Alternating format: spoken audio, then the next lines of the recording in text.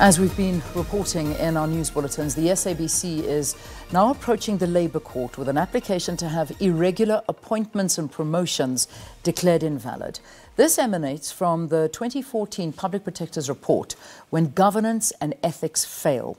Meanwhile, in a separate development, the broadcaster has notified its staff that it will proceed with its implementation of Section 189 of the Labour Relations Act and may retrench close to 1,000 permanent employees and may not renew the contracts of 1,200 freelancers as part of its restructuring process. Well, joining us in studio to talk more about this, we have the Chairperson of the SABC board, Bongumusa Makhathini.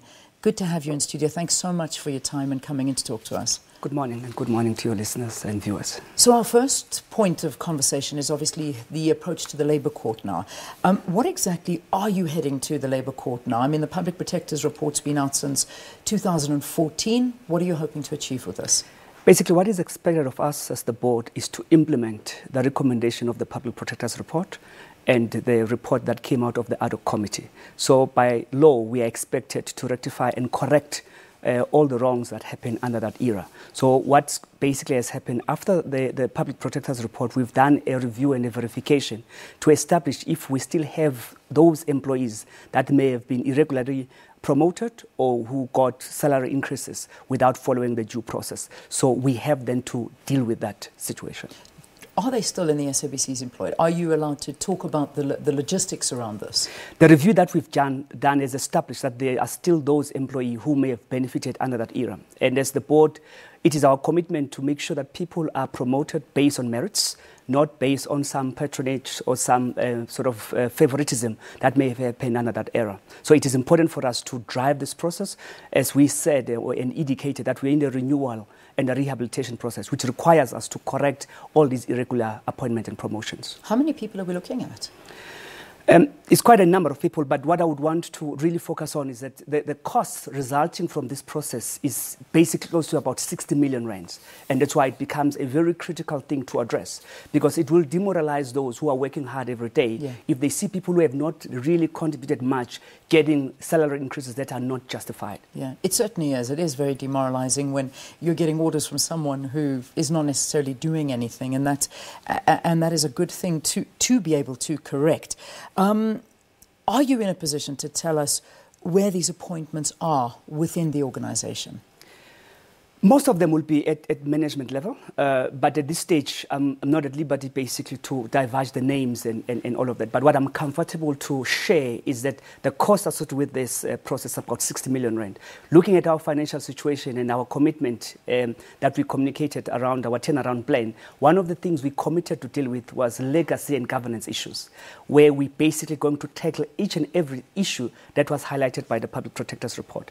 Of course, the second element of our strategy talks to regulatory and policy review. The third one talks to commercial and operational efficiency. So we are driving the turnaround in its comprehensive nature. Yeah. Recovering the 60 million rand, is that also a part of the process? Are you confident that you'll be able to recover this?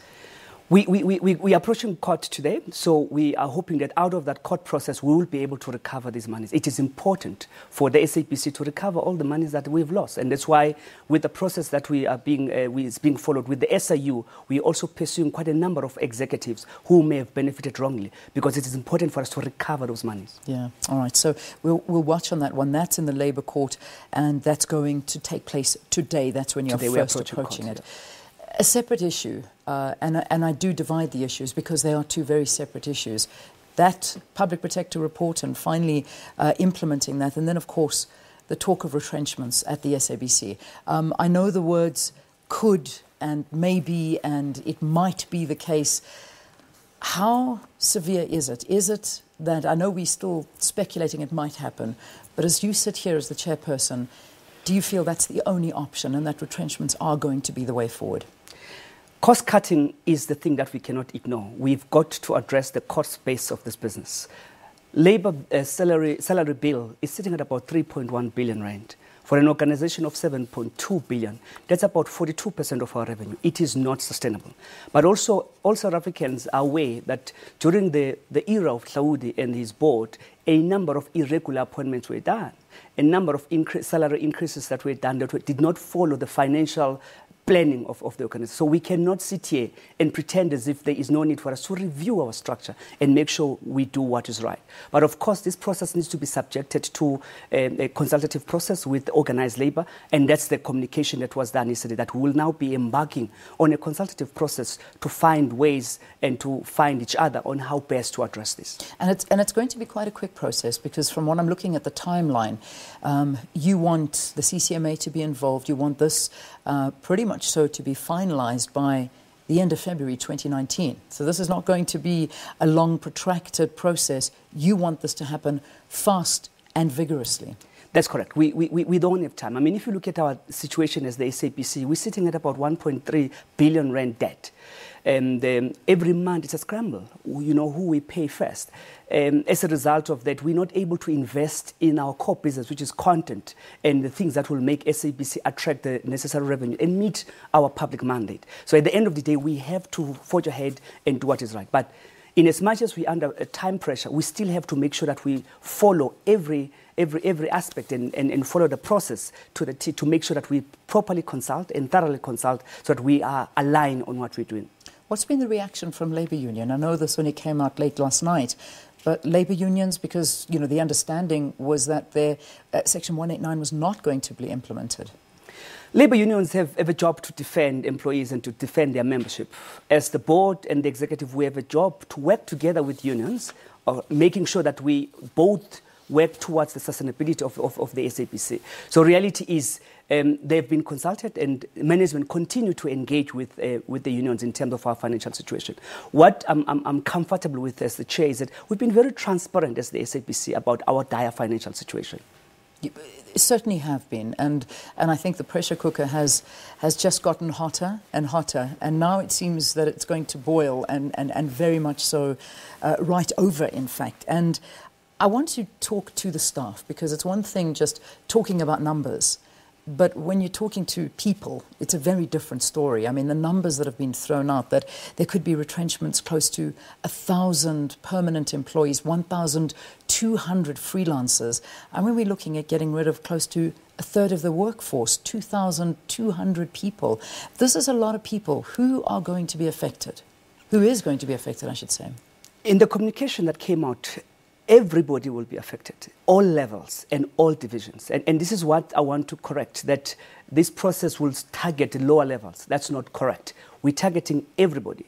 And should this retrenchment go ahead after the consultative process, everybody will be affected. And that's why we've communicated those numbers. But the process of retrenchment, Section 189, is driven by the executive team working with our organized labor. As the board, we've approved the turnaround strategy, which part of is cost, restructuring of cost and making sure that we restructure this business. So that's been approved, and we're fully behind our executive team in driving this process. The other thing that I want just to make sure that I make clear is that for the sustainability of the SABC, even if tomorrow we were to get a bailout or a government guarantee, if you consider where we are, 42% of our revenue goes to labor costs. It is not sustainable.